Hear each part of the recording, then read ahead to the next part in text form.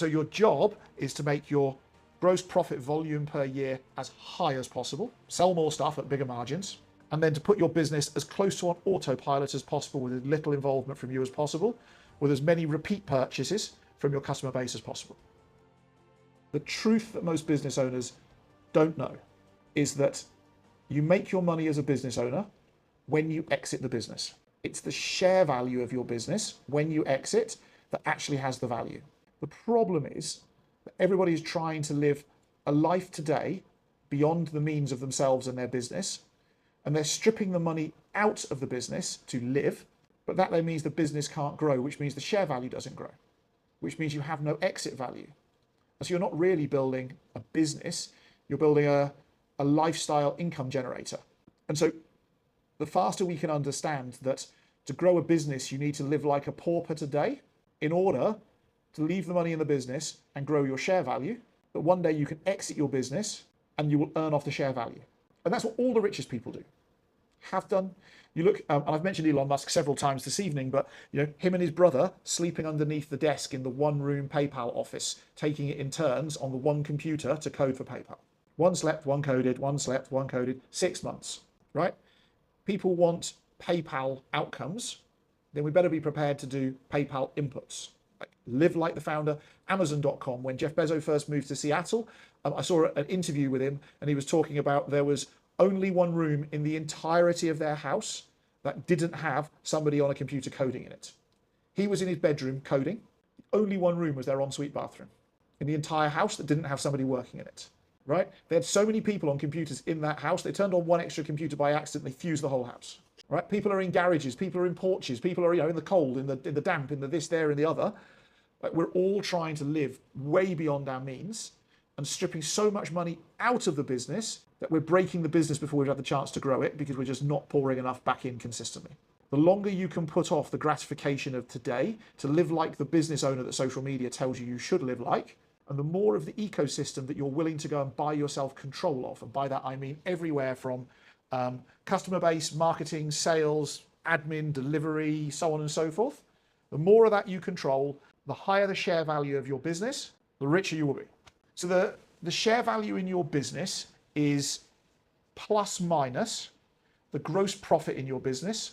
So that's the profit you make after you've sold the thing, but it doesn't cover like your office costs and your admin and your tax and whatever else. You could also look, as opposed to gross profit, they have a phrase called EBITDA, which is earnings before taxes, annuities, so on and so forth. But gross profit is a good indicator. And then you take your gross profit, you times it by a multiplier, right?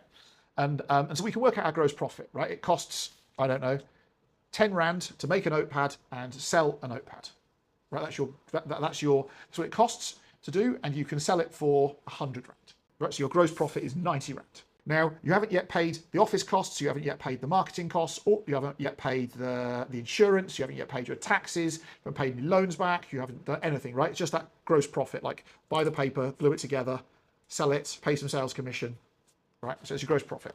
The multiplier that you get is, it's 100% dependent on the lifetime value of your customer, is a factor within it. So how many times does the customer buy from you over how long a time period? Because obviously that makes your business more appealing to somebody who wants to buy it, right? If you've got a customer who buys every month on the month for 10 years, that's a far better business than a customer that buys ad hoc here, ad hoc there, disappears for 3 years, comes back, right? That's really unreliable business. So the lifetime value of your customer, consistent, repetitive purchasing.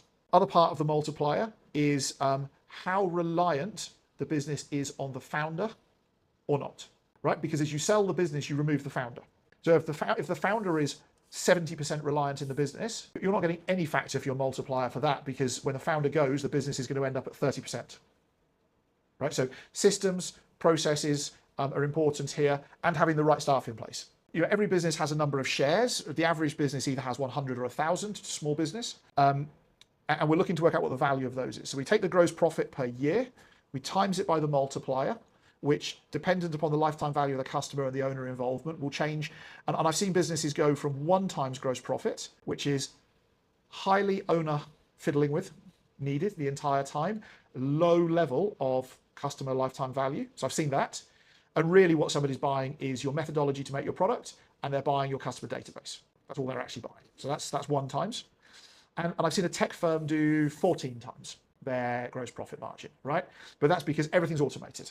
Sales process, pipelines, delivery, servicing, scalable globally, large marketplace, everybody, so on and so forth.